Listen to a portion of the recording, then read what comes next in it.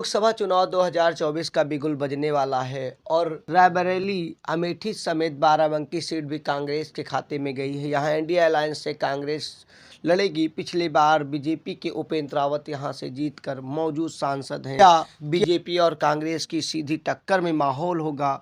देखने के लिए समझिए पूरे बाराबंकी के समीकरण को। कैसे शुरू हुई बाराबंकी का समीकरण और पीएल पुनिया के गढ़ कहे जाने वाले बाराबंकी के आर्थिक हालात से लेकर राजनीतिक हालात तक और जमीनी हकीकत भी। बाराबंकी यूपी की 80 लोकसभा सीट में से एक है। भारत में सबसे ज़्यादा लोकसभा सीटें यूपी में है। बाराबंकी जिला उत्तर प्रदेश की राजधानी लखनऊ से सटा और अवध क्षेत्र में स्थित है। इसका मुख्यालय बाराबंकी है। आपको बता दें, बाराबंकी जिले को पूर्वांचल के प्रवेश द्वार के रूप से जाना जाता है, जिसे कई संतों और साधुओं की तपस्या स्थली होने का भी गौरव प्राप्त है। इस जिले के नामकरण की भी कई प्राचीन गाथाएं हैं, जैसे भगवान बराह के पुनः जन्म की पावन भूमि बाराबंकी, जिसके चलते इस जगह को बनहन के रूप में जाना जाता है, जो वर्तमान में बाराबंकी के नाम से प्रसिद्ध है। जिला का मुख्यालय दरियागंज में 1858 तक था, जिसे 1862 में नवाबगंज में स्थापित कर दिया गया, जो बाराबंकी का दूसरा लोकप्रिय स्थान है। बाराबंकी के इतिहास की बात करें तो बाराबंकी में प्राचीन सूर्यवंशी राजाओं द्वारा शासित राज्य का हिस्सा और इसकी राजधानी अयोध्या रही है। यह जिला चंद्रवंशी राजाओं के शासनकाल में लंबे समय तक महाभारत युग के दौरान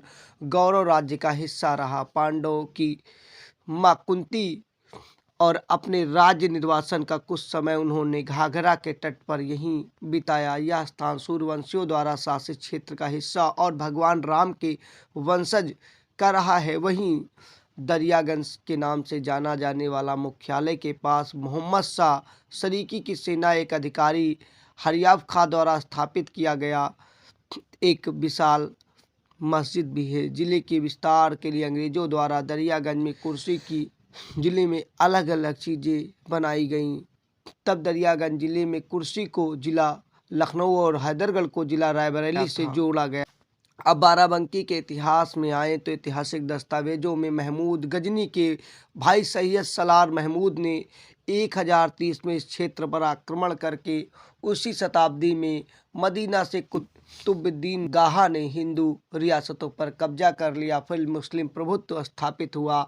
महान मुगल सम्राट कहे जाने वाले अकबर ने बहुत उत्पात मचाया। शासनकाल के दौरान ही अवध के मणिपुर सरकार के अधीन विभाजन हुआ।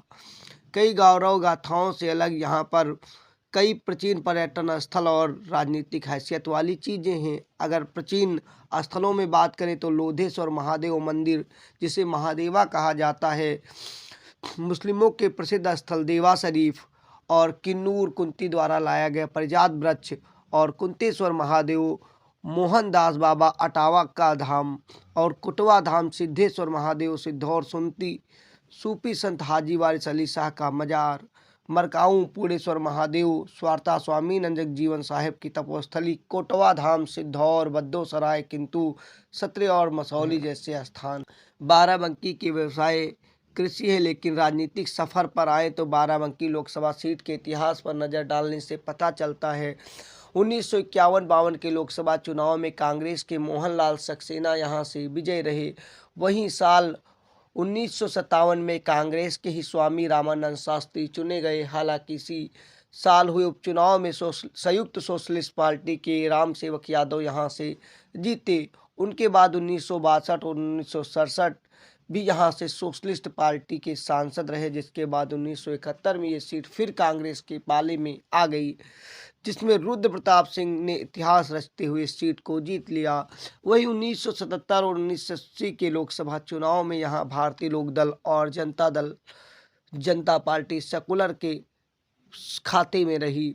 साल 1984 में इंदिरा की लहर के दौरान कमला रावत कांग्रेस के टिकट पर विजय रही। उसके बाद 1989, 1991, 1996 में राम सागर रावत ने यहां से जीत हासिल की, जिसके बाद साल 1998 में एक बार फिर बाराबंकी सीट पर भाजपा जीती और 2004 में कमला रावत बसपा के टिकट पर सांसद बनी। साल 2009 में कांग्रेस के पीएल पुनिया यहां से फिर सांसद जीतकर लोकसभा पहुंचते हैं। 2014 की मोदी लहर में प्रियंका रावत ने जीत हासिल की। वहीं 2019 में प्रियंका रावत का टिकट काट के उपेंद्र सिंह रावत को दिया गया, जो विजय रहे। अगर यहाँ के सांसदों की बात की जाए तो 1952 में मोहनलाल सक्सेना राष्ट्रीय कांग्रेस से जीते। 57 में स्वामीनाथन सरस्वती स्वतंत्र राजनीतिज्ञ और मार्क्सवादी झुकाव के 1957 में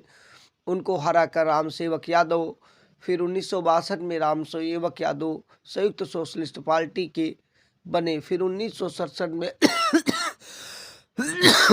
संयुक्त सोशलिस्ट पार्टी के राम सेवक यादव के बाद भारतीय राष्ट्रीय कांग्रेस के रुद्र प्रताप वापसी करते हैं। 1977 की इमरजेंसी के बाद राम केयर जनता पार्टी के 1980 में फिर से राम किकर जनता पार्टी के और 1984 की इंदिरा लहर में राष्ट्रीय कांग्रेस की कमला प्रसाद रावत, 1989 में जनता दल के रामसागर रावत, 1991 में रामसागर फिर से, 1996 में उपचुनाव में रामसागर रावत फिर से, 1998 में बैजनाथ रावत बीजेपी की पहली बार यहां आधिकारिक रूप से खाता खोलते हैं। 1999 में समाजवादी पार्टी में रामसागर रावत जनता दल को त्याग कर चले आते हैं। 1999 में फिर से वो समाजवादी पार्टी के टिकट से लड़ते हैं और जीत जाते हैं। 2004 में कमला प्रसाद बहुजन समाज पार्टी से पहली बार खाता खोलते हैं। 2009 में उन्हें हराकर कमला प्रसाद के जगह पर पीएल पुनिया कांग्रेस से जीतते हैं। 2014 की मोदी लहर में प्रियंका सिंह रावत बाराबंकी लोकसभा चुनाव को जीतती हैं और अगले यानी कि दोबारा मोदी की लहर में उपेंद्र सिंह रावत का यहां से उद्धार होता है। राजनीतिक समीकरणों की बात की जाए तो लोकसभा बाराबंकी में अनुसूचित जातियों के सदस्यों के लिए आरक्षित है और यहां दलित आबादी अधिक होने के साथ साथ कुर्मी प्रभाव भी काफ़ी है। यहां यादव बिरादरी के मतदाताओं की संख्या निर्णायक भूमिका में है।